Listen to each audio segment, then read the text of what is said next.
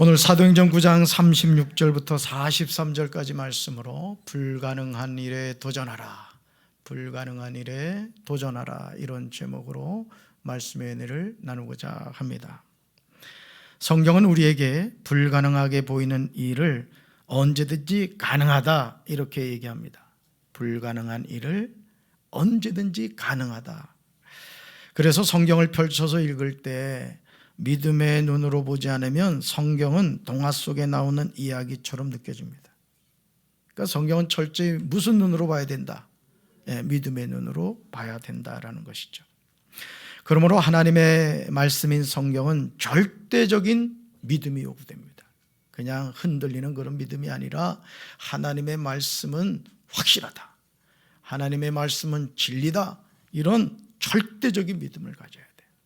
저는 우리 사랑하는 성도 여러분들이 이런 절대적인 믿음의 소유자가 되기를 주님의 이름으로 축원합니다. 사도행전 9장에는 두 가지 기적에 관한 이야기가 나옵니다. 먼저 32절부터 35절에 베드로가 중풍병자를 고치는 내용이 나옵니다. 우리는 성경에서 병든 사람이 치유되는 내용을 많이 보기 때문에 성경을 읽을 때 그런 내용이 나와도 별로 감동하지 않아요. 성경을 펼쳐서 읽어보면 진짜 깜짝깜짝 놀랄 일들이 많거든요. 근데 오랜 동안 신앙생활 하다 보면 간이 커져가지고 놀래야 될 때 놀라질 않아. 죽은 나사로가 살렸다는데 그래서 이런다고요. 아유, 죽은 나사로가 살아났대, 김 집사님 나사로가 살아났대, 이래야 되는데 그래서 어떻다는가, 막 이런 반응을 보이죠. 하지만 중풍병이라는 실체를 우리가 제대로 안다면 매우 놀라게 될 것입니다. 우리 주변에서 중풍병에 걸려 고생하는 분들을 보면 정말 안타까워요. 이 운동을 할 때도 보면 이 반쪽이 이렇게 풍을 맞으셔가지고 운동을 하시긴 하는데 이렇게 쩔뚝쩔뚝 하시는 모습을 보면 참 마음이 안타깝더라고요. 중풍병이란 뇌혈관의 장애로 갑자기 정신을 잃고 넘어져서 구안괴사, 반신불수, 언어장애 따위의 후유증을 남기는 병입니다. 영화배우 이번에 누구죠? 강수현인가? 내가 참 좋아하는 배우인데 그냥 갑자기 쓰러져서 죽었잖아요. 치료하기가 심히 어려운 병 가운데 하나가 중풍병입니다. 루타에 사는 애니아라는 사람도 중풍병으로 침상에 누운 지 어느덧 8년이 되었어요. 몇 년요? 8년. 중풍병으로 얼마나 고생을 많이 했겠습니까? 이게 내일이라고 한번 생각해 봐요. 이 본문 말씀을 대하면서 내가 만약에 중풍병에 걸려 8년 동안 침상에 누워있다고 한번 생각해 보세요. 아마 심적으로 많이 낙심이 되었을 겁니다. 긴 병에 효자가 없다고 병 앞에서 마음이 무너지지 않을 사람은 없어요. 저도 가끔 이렇게 살짝 아플 때가 있어요. 그럴 때는요, 진짜 세상 살고 싶지 않아요. 집사람 보면 괜히 기분 나쁘고 막 그러더라고. 남편이 아플 때는요, 같이 아픈 척 해야 돼. 쌩쌩한 척 하면은 괜히 그러더라고. 무려 8년이라는 세월을 침상에서 지내했던 애니아는 지쳐 있었을 것입니다. 그런데요, 베드로가 사방으로 두루 다니다가 루타에 사는 애니아라는 사람을 만나게 돼요. 이 만남이 애니아의 삶의 치유의 회복을 경험하게 하는 놀라운 은혜를 주었어요. 그러니까 여러분, 참 우리가 누구를 만난다는 게 참 중요한 거예요, 그죠? 사랑하는 성도 여러분, 우리 삶에서 누구를 만나느냐는 정말 중요해요. 이런 말이 있어요. 같이 읽습니다. 인생의 방황은 예수님을 만나면 끝나고 신앙의 방황은 좋은 교회를 만나면 끝난다. 우리가 삶의 여정에서 오랜 방황을 끝내는 비결은 오직 예수님과의 만남입니다. 이건 진리예요, 진리. 그러니까 우리 인생이 방황을 마치려면 누굴 만나야 된다? 예수님을 만나야 되는데 그것도 확실히 만나야 돼. 신앙의 여정에서 방황을 끝내는 비결은 좋은 교회를 만나는 거예요. 좋은 교회. 저는 우리 교회가 이런 교회가 되기를 주님의 이름으로 축원합니다. 교회를 영적으로 이끄는 담임 목사로서 성도 여러분에게 오직 예수 그리스도를 만나도록 인도하는 통로가 되기를 전 기도합니다. 그러니까 담임 목사가 해야 할 중요한 역할이 뭐냐? 여러분, 우리가 예수님을 믿어야 됩니다. 예수님은 이런 분입니다. 저도 이 예수님을 믿고 여러분도 이 예수님을 믿어야 됩니다. 그래서 우리 천국을 향해서 한 걸음 한 걸음 갑시다. 담임 목사가 그렇게 해야 되는 거예요. 에니야가 베드로를 만남으로 어떤 하나님의 은혜를 체험하게 되었습니까? 예수님의 수제자인 베드로가 에니야에게 이렇게 말해요. 예수 그리스도께서 너를 낫게 하시니, 같이 읽습니다. 일어나 내 자리를 정돈하라. 지금 베드로가 에니야에게 하는 말이 충격적이지 않습니까? 여러분, 전혀 지금 놀라지 않고 있어. 8년 동안 중풍병으로 침상에 누워있는 사람을 향하여 베드로가 하는 말을 여러분이 들었는데도 전혀 얼굴 표정에 변화가 없어요. 이제까지 에니야가 걷고 싶은 마음이 없었겠습니까? 여러분, 중풍을 맞아가지고 쩔뚝쩔뚝 걸어가는 어르신한테 어르신 뛰어가 보시죠, 이렇게 얘기하면 그 어르신이 뭐라고 했어요? 아마 막 화를 낼 겁니다. 내가 지금 중풍병으로 고생하는 것도 힘들어 죽겠는데 나를 지금 놀리느냐고 아마 그렇게 이야기할 겁니다. 수많은 시간을 걷고 싶었을 겁니다. 그러나 지난 8년간 에니야를 붙잡고 있었던 것은 그의 침상이었습니다. 침상을 벗어날 수가 없었어요. 뭐 때문에? 중풍병 때문에. 중풍병이 에니야를 꼭 붙잡고 있었던 거예요. 그런데 베드로는 중풍병으로 고생하는 에니야를 향하여 지체하지 않고 이렇게 말하죠. 예수 그리스도께서 너를 낫게 하신다. 아멘이십니까? 누가요? 예수 그리스도께서 누구를? 에니야를 낫게 하신다. 오늘 저와 여러분을 낫게 하신다고 선포해요. 그리고 뭐라고요? 일어나 내 자리를 정돈하라, 이렇게 말합니다. 따라합시다. 일어나 내 자리를 정돈하라. 그러자 에니야는 그동안 아무 일도 없었다는 듯이 8년 만에 침상에서 곧 일어납니다.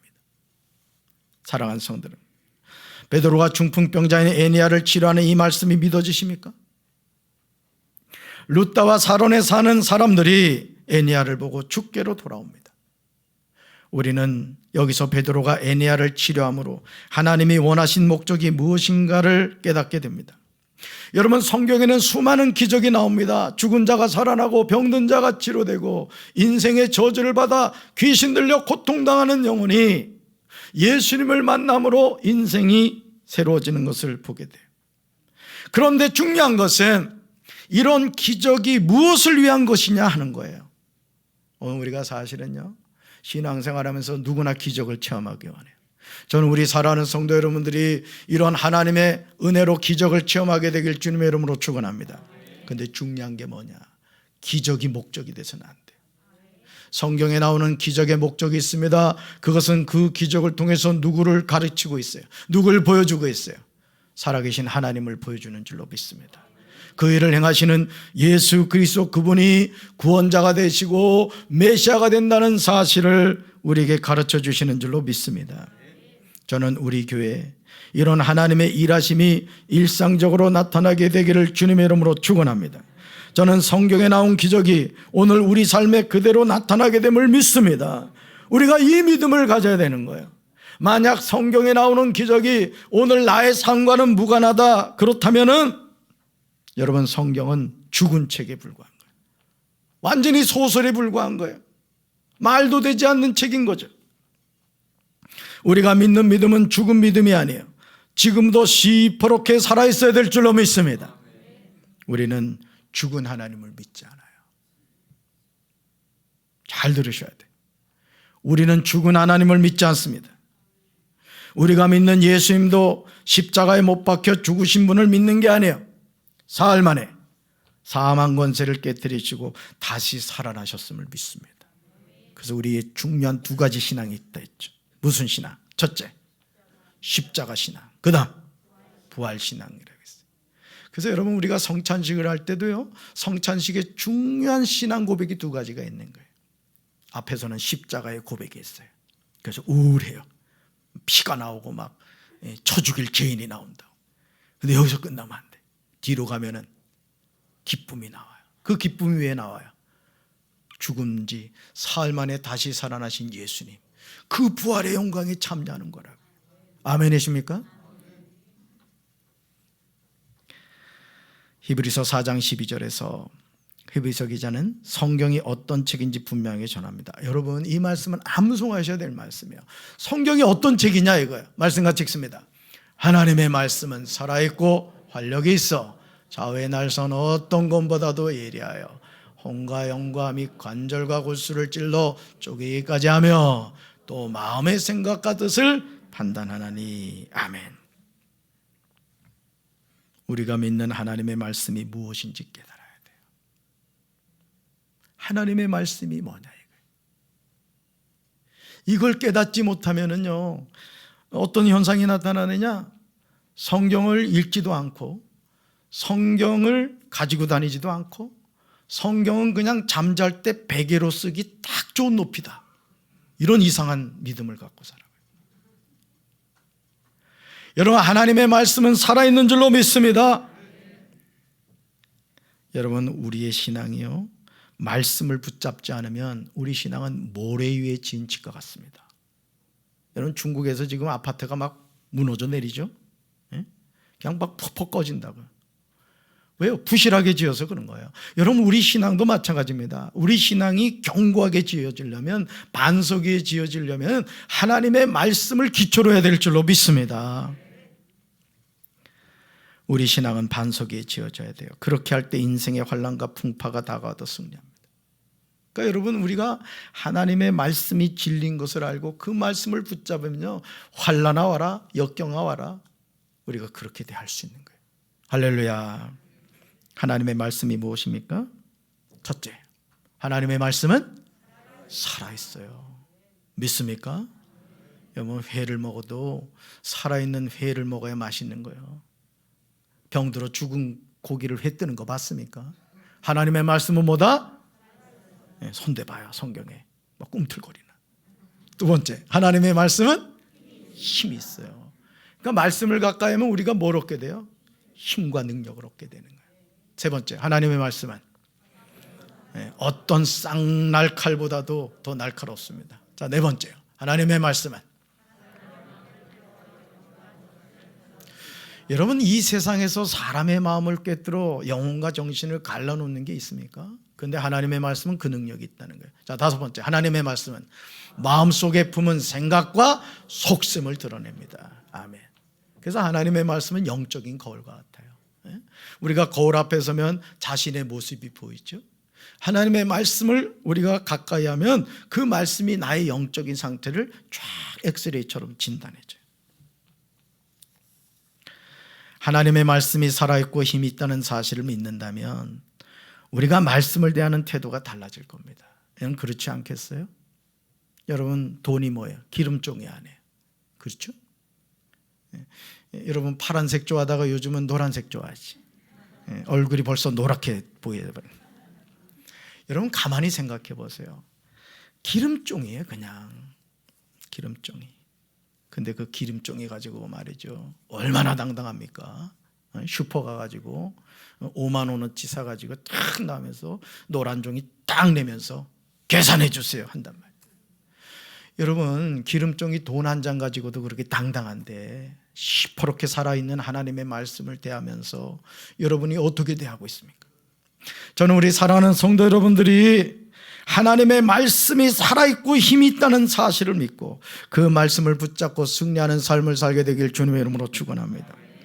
일상의 삶에서 하나님의 말씀인 성경을 주야로 읽고 묵상하는 것이 얼마나 큰 축복인지를 깨닫게 될 것입니다.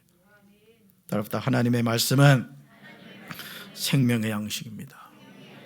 아멘. 우리가 육신의 양식도 먹지 않으면요, 배에서 꼬록꼬록 소리 난다고. 이 뭔 얘기예요? 밥 먹어라, 이런 사인이에요. 그럼에도 불구하고 안 먹으면 나중에 죽는 거예요. 우리 영적인 상태도 마찬가지예요. 우리 영의 양식인 하나님의 말씀을 자꾸 먹어야 우리가 영적으로 건강하게 되는 줄로 믿습니다. 성경에 수많은 기적이 기록된 이유는 한 가지예요. 그 기적을 행하신 하나님이 나의 하나님이심을 보여주는 겁니다. 그래서 성경을 우리가 읽을 때 그 성경에 나오는 하나님의 일하심이 나의 삶에도 동일하게 일어나는구나, 이런 우리가 믿음을 가지게 되는 거예요. 그리고 그 기적을 하나님은 지금도 믿는 사람을 통해서 나타내신다는 사실이에요. 그러니 얼마나 감사해요. 하나님이 우리에게 이토록 엄청난 책을 신구약 66권을 주면서 나는 하나님인데, 이 얘기예요. 나는 하나님인데 나는 이 말씀대로 너희 삶에 역사할 거야. 이 말씀을 너희가 믿는 대로 내가 일할 거다.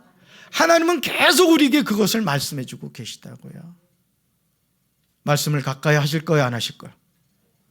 네. 안 한다는 사람은 내가 좀 문 걸어 잠글 거예요. 그러니까 여러분, 우리의 인생은 하나님의 말씀을 믿는 대로 이루어지는 거예요.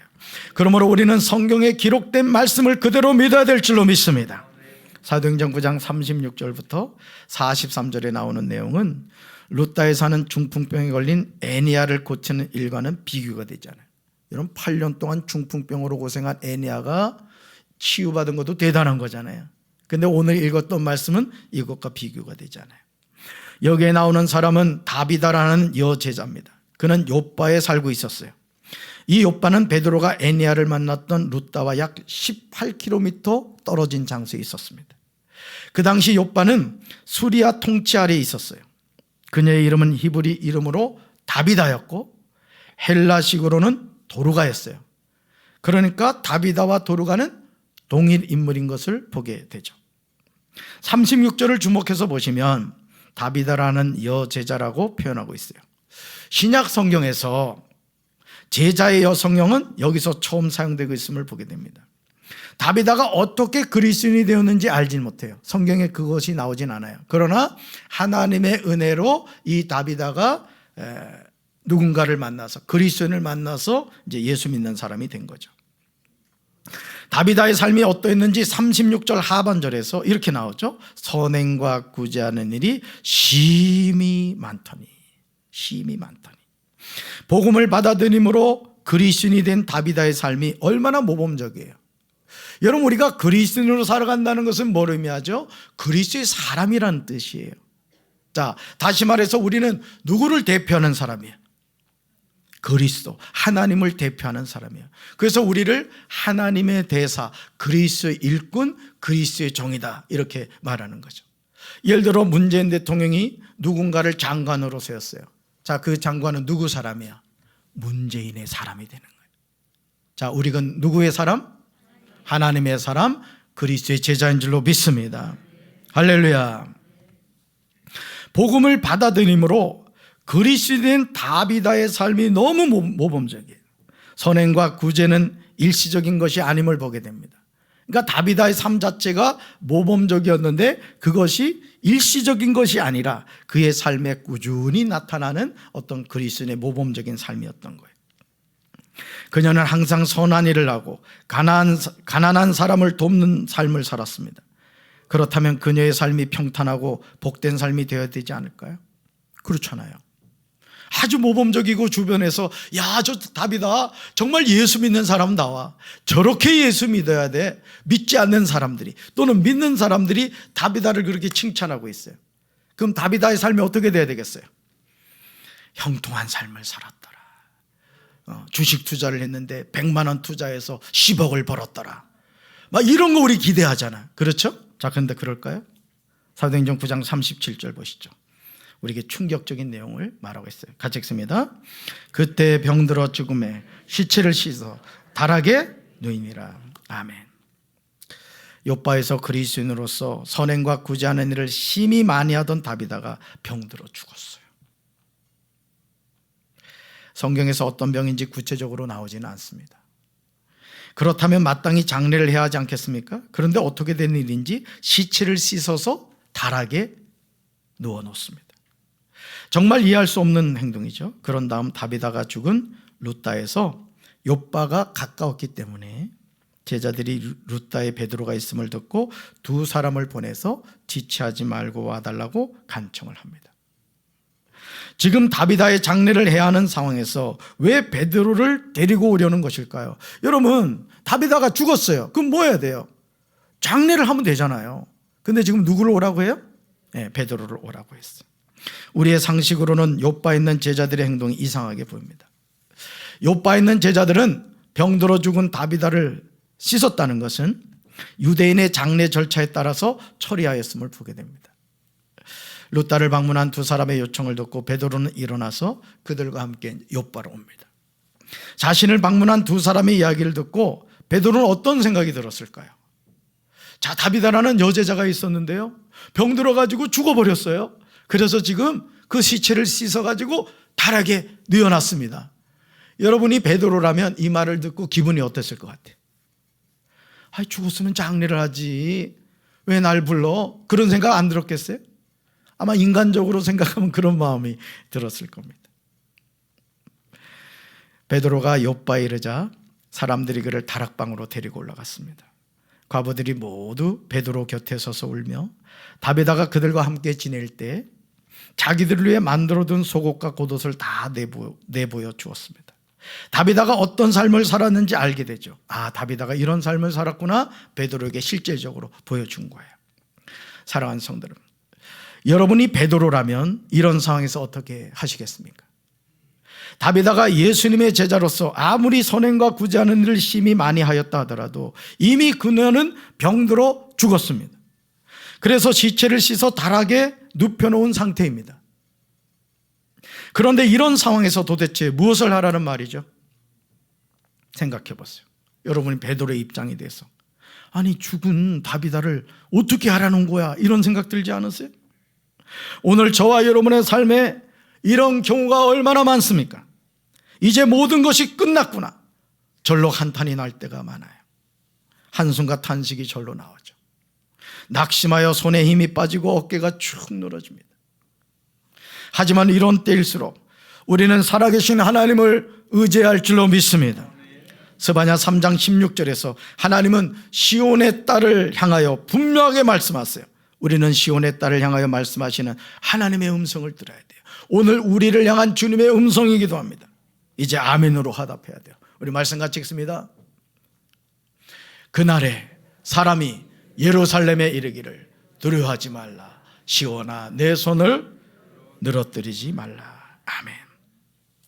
모든 것이 끝난 것처럼 보이는 상황이라고 하더라도 하나님이 함께 하시면 우리는 어떤 상황이 있다 하더라도 다시 일어나게 될 줄로 믿습니다.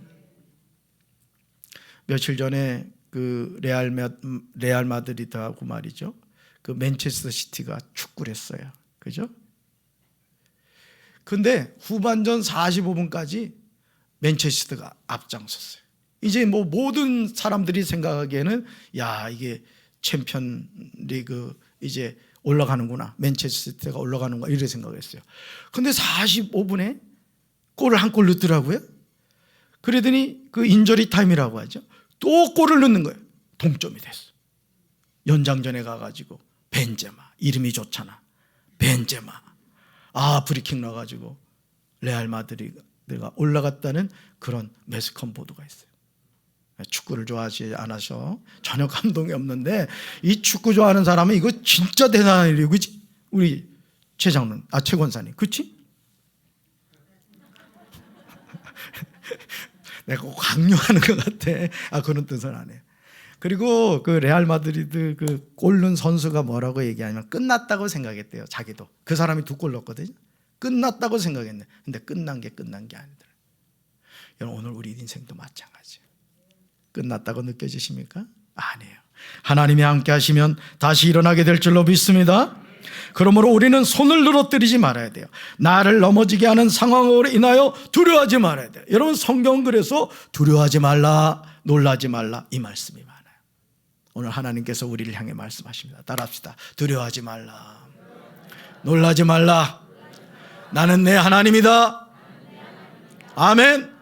내 인생에 그냥 모든 게 끝난 것 같다 할지라도 하나님이 함께 하시면 우리는 승리하게 될 줄로 믿습니다. 우리를 향하여 두려워하지 말라고 하시고 손을 늘어뜨리지 말라고 하시는 하나님이 어디 계십니까? 우리가 고난 가운데 노래할 수 있는 근거가 뭐죠? 이제는 내 인생이 끝났다고 할 때도 노래 부를 수 있는 근거가 무엇입니까?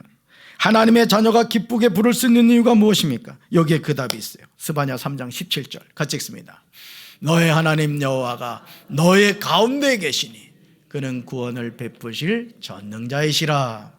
그가 너로 말미암아 기쁨을 이기지 못하시며 너를 잠잠히 사랑하시며 너로 말미암아 즐거이 부르며 기뻐하시리라 하리라. 아멘.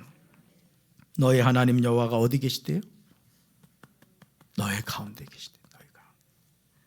하나님은 구원을 베푸실 전능자이신 줄로 믿습니다.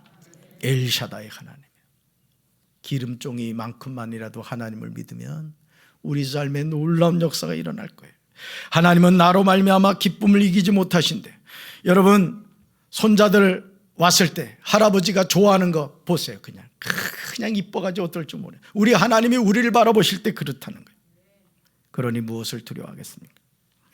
자신을 초청한 사람들과 함께 다비다가 누워있는 다락방에 올라갑니다. 병들어 죽어 시체를 씻어 다락에 눕혀놓은 상태임에도 베드로는 당황하지 않아요. 놀랍죠? 끝난 것 같은 상황에서도 당황하지 않아요. 여러분, 오늘 우리 삶도 마찬가지입니다. 끝난 것 같은 때일수록 하나님을 의지하셔서 여러분 용기를 가지시길 주님의 이름으로 축원합니다. 베드로는요, 사람들을 다 내보내요. 왜 그랬을까요? 하나님의 역사에는요, 불신앙의 사람이 있으면 안 되는 거예요. 여러분, 우리가 하나님의 역사를 체험하려면 내 안에 불신앙을 몰아내야 돼요. 할 수 있거든요. 무슨 말이냐? 믿는 자에게 능히하지 못할 일이 없느니라. 무릎을 꿇고 기도하고 돌이켜 시체를 향하여 이렇게 이릅니다. 여러분 같이 읽습니다. 다비다야 일어나라. 한 번 더요. 다비다야 일어나라. 자기 이름을 넣어서 재진아 일어나라. 사랑하는 성도 여러분, 지금 베드로가 무엇인가 착각하고 있는 것이 아닙니까? 다비다는 잠을 자는 게 아니에요. 그녀는 병들어 죽었습니다. 그런 다비다를 향하여 일어나라니요. 정말 이해할 수 없는 베드로의 외침이 우리의 길을 의심하게 만듭니다. 여러분, 믿음이라는 것은 현재 나에게 나타나는 현상에 굴복하는 것이 아니라 그 현상을 뛰어넘어 역사하시는 하나님의 기적을 바라보는 것인 줄로 믿습니다. 오늘 우리에게 이런 믿음이 회복되길 주님의 이름으로 축원합니다. 다비다야 일어나라 선포했더니 사도행전 9장 40절 하반절에 놀라운 내용이 나와요. 같이 읽습니다. 그가 눈을 떠 베드로를 보고 일어나 앉으라. 아멘. 정말 놀랍게도요, 죽었던 다비다가 눈을 뜹니다. 그리고 자신을 향하여 다비다야 일어나라 외쳤던 베드로를 봅니다. 일어나 앉습니다. 그러자 베드로가 손을 내밀어서 다비다를 일으켜 세웠습니다. 그리고 성도들과 과부들을 다락방으로 불러서 다비다가 살아있음을 보여주었습니다. 어떻게 이런 불가능한 일이 가능하게 된 것일까요? 우리는 베드로가 행한 이 놀라운 일이 어떻게 가능하게 되었는지 의사인 누가가 기록한 사도행전 3장 6절 말씀에서 알 수 있어요. 베드로와 요한은 성전에 들어가는 사람들에게 구걸하기 위하여 날마다 미문이라는 성전문에 앉아있던 못 걷게 된 사람을 만나게 되죠. 여러분, 유대인들은 하루에 몇 번 기도한다 그랬어요? 3번씩 기도합니다. 그런데 성령을 받고 나니까 이전에 보지 못했던 안진뱅이를 보게 되었습니다. 그에게 우리를 보라 이렇게 말해요. 여러분, 구걸하는 사람에게 우리를 보라 이렇게 말하면 그 사람이 어떤 생각을 하겠어요? 야, 큰 것줄 모양이다. 오늘 일찍 퇴근해도 되겠다. 이런 생각하지 않겠어요? 자, 그런 다음 베드로가 이렇게 말해요. 은과 금은 내게 없거니와 내게 있는 이것을 내게 주노니. 같이 읽습니다. 나사렛 예수 그리스도 이름으로 일어나 걸으라. 아멘. 이제 베드로가 병들어 죽은 다비다를 어떻게 다시 살렸는지 아시겠습니까? 베드로는 사도행전 9장 40절에서 예수 그리스도 이름으로 명하노니 다비다야 일어나라 선포하지 않았습니다. 왜냐하면 이미 베드로 안에는 예수 그리스도가 거하고 계셨기 때문에 그렇습니다. 여러분, 하나님이 여러분 안에 계심을 믿습니까? 구원자이신 예수님이 여러분 안에 계심을 믿습니까? 그래서 우리가 그리스도인인 거예요.